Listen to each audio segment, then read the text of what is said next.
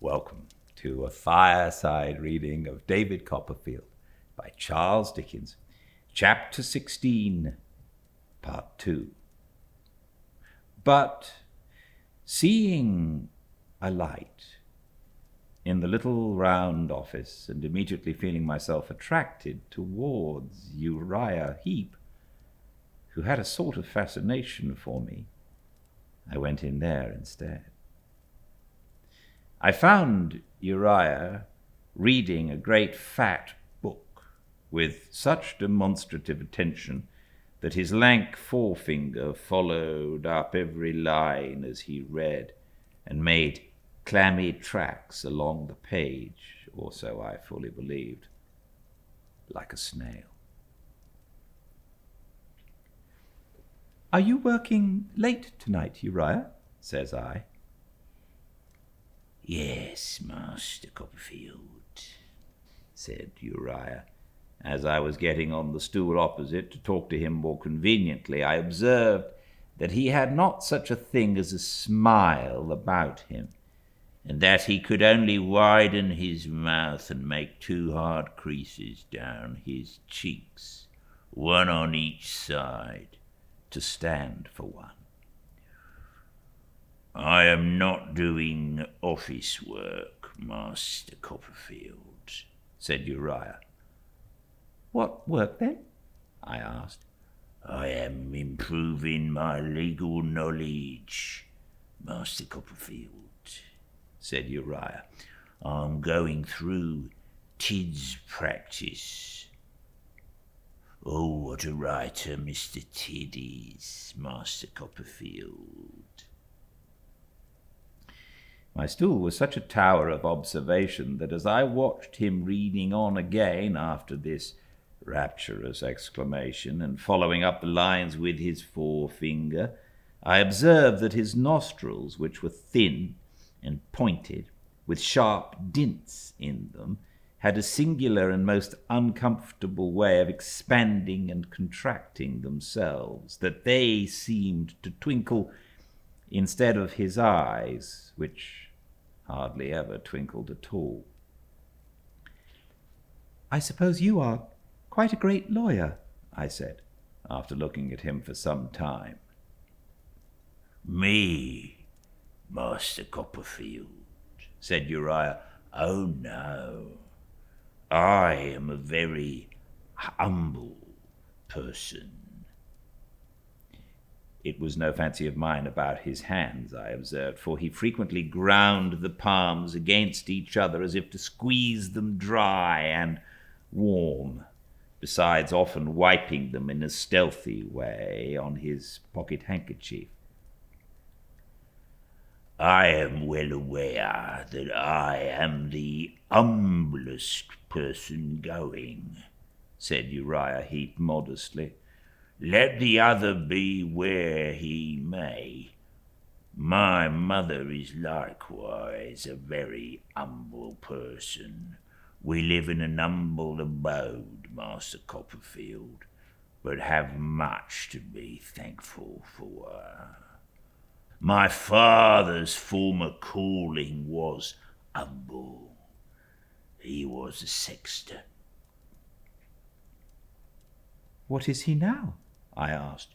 "He is a partaker of glory at present, Master Copperfield," said Uriah Heep. "But we have much to be thankful for.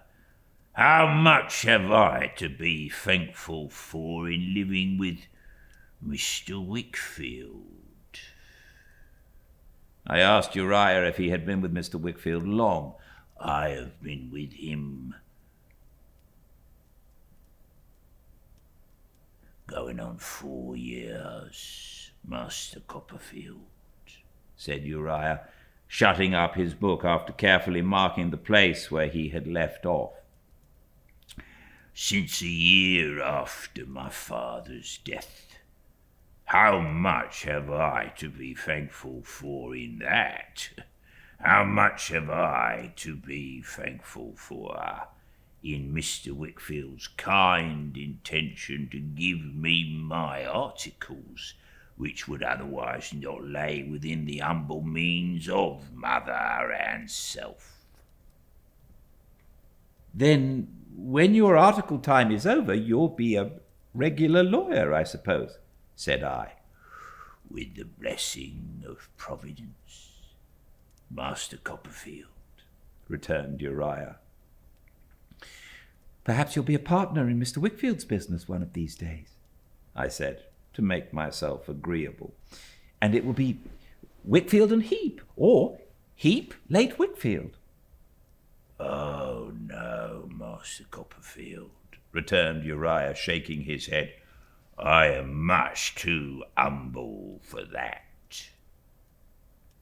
He certainly did look uncommonly like the carved face on the beam outside my window as he sat, in his humility, eyeing me sideways with his mouth widened and the creases in his cheeks.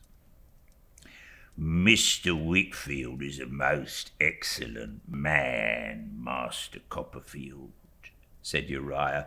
If you have known him long, you know it. I am sure much better than I can inform you. I replied that I was certain he was, but that I had not known him long myself, though he was a friend of my aunt's. Oh, indeed, Master Copperfield, said Uriah. Your aunt is a sweet lady, Master Copperfield. He had a way of writhing when he wanted to express enthusiasm, which was very ugly, and which diverted my attention from the compliment he had paid my relation to the snaky twistings of his throat and body. A sweet lady, Master Copperfield, said Uriah Heep. She has a great admiration for Miss Agnes, Master Copperfield, I believe. I said yes, boldly, not that I knew anything about it. Heaven forgive me. I hope you have too, Master Copperfield, said Uriah. But I am sure you must have. Everybody must have, I returned. Oh, thank you, Master Copperfield, said Uriah Heep, for that remark. It is so true, humble as I am. I know it to be so true. Oh, thank you, Master Copperfield.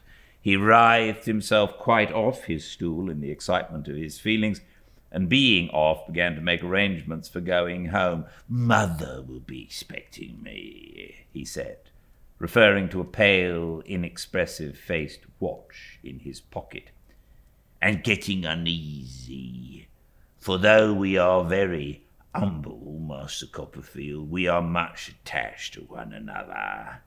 If you would come and see us any afternoon and take a cup of tea at our lowly dwelling, Mother would be as proud of your company as I should be. I said I should be glad to come. Thank you, Mr. Copperfield, returned Uriah, putting his book away upon the shelf. I suppose you stop here sometime, Master Copperfield? I said I was going to be brought up there, I believed, as long as I remained at school. Oh, indeed, exclaimed Uriah. I should think you would come into the business at last, Master Copperfield. I protested that I had no views of that sort, and that no such scheme was entertained in my behalf by anybody, but Uriah insisted on blandly replying to all my assurances. Oh, yes, Master Copperfield, I should think you would indeed. And, oh, indeed, Master Copperfield, I should think you would certainly, over and over again. Being at last ready to leave the office for the night, he asked me if it would suit my convenience to have the light put out, and on my answering, yes, instantly extinguished it. After shaking hands with me, his hand felt like a fish in the dark. He opened the door into the street a very little and crept out and shut it, leaving me to grope my way back into the house, which cost me some trouble and a fall over his stool. This was the proximate cause, I suppose, of my dreaming about him for what appeared to me to be half the night, and dreaming, among other things, that he had launched Mr. Peggotty's house on a piratical expedition with a black flag at the masthead bearing the inscription "Tid's Practice," under which diabolical ensign he was carrying me and little Emily to the Spanish Main to be drowned. I got a little the better of my uneasiness when I went to school next day, and a good deal the better next day, and so it shook off by degrees that in less than a fortnight I was quite at home and happy among my new companions. I was awkward enough in their games and backward enough in their studies, but custom would improve me in the first respect, I hoped, and hard work in the second. Accordingly, I went to work very hard, both in play and in earnest, and gained great commendation. And in a very little while the Murdston and Grinby life became so strange to me that I hardly believed in it, while my present life grew so familiar that I seemed to have been leading it a long time. Dr. Strong's was an excellent school, as different from Mr. Creakle's as good is from evil. It was very gravely and decorously ordered, and on a sound system, with an appeal in everything to the honour and good faith of the boys, and an avowed intention to rely on their possession of those qualities unless they proved themselves unworthy of it, which worked wonders.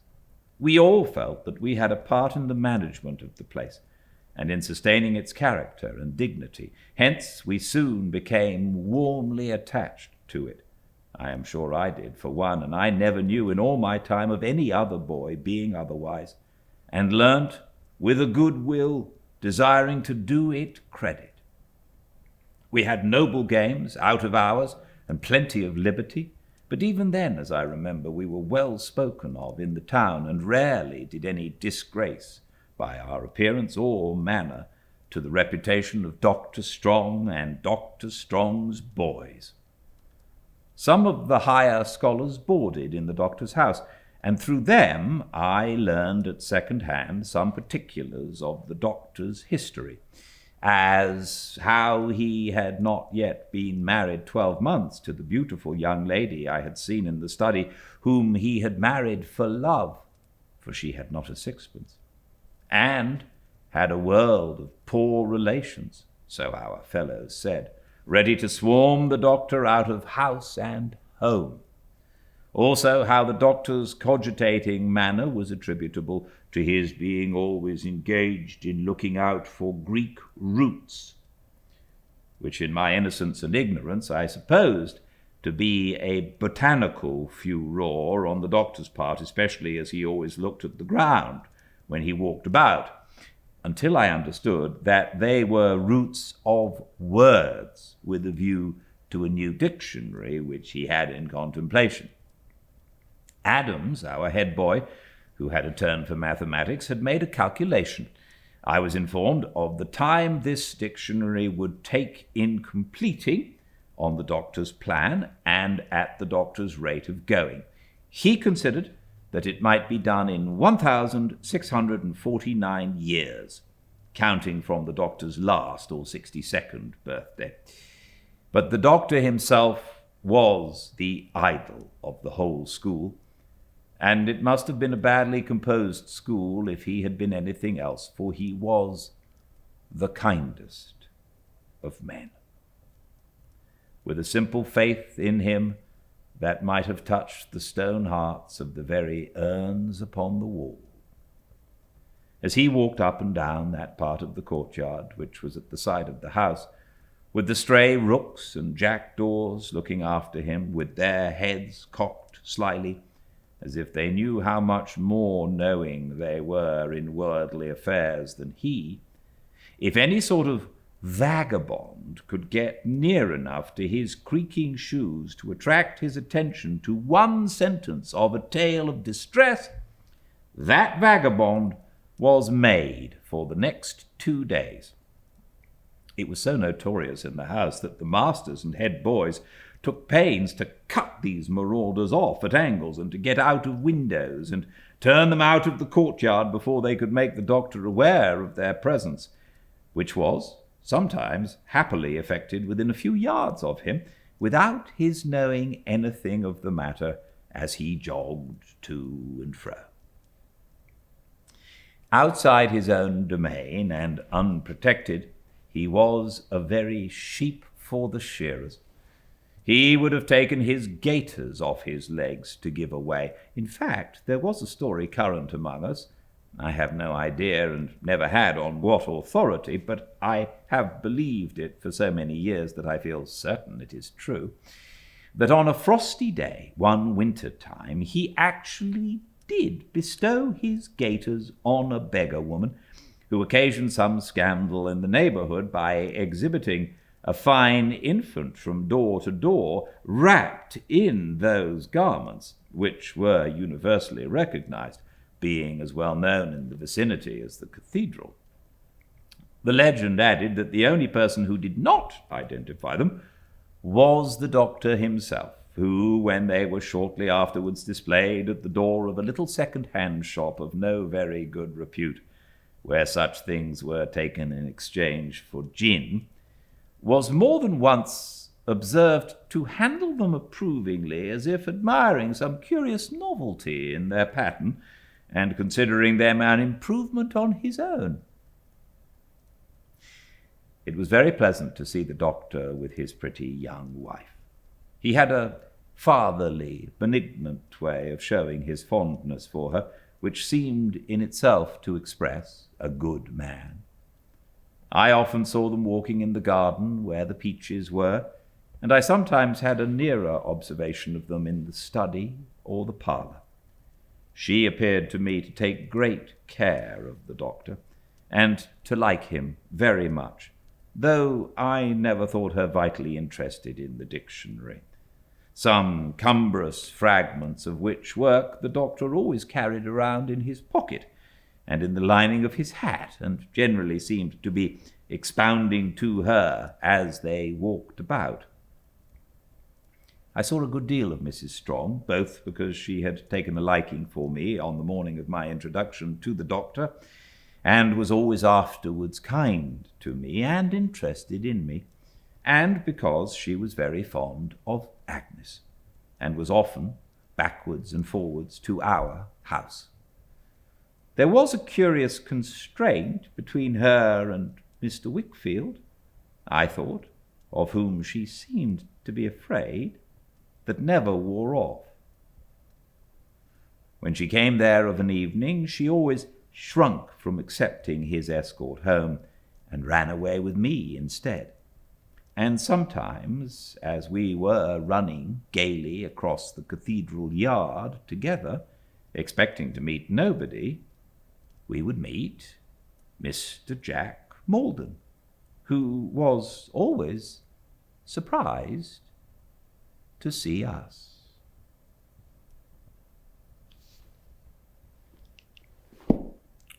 Well, it's wonderful to get back to it. One more reading of chapter 16 tomorrow, same time and place, 5 Pacific, at Fireside Reading. I'm very glad to be back, and I hope you are too. Thank you for your time, and until I see you all again, please stay very well. Good night.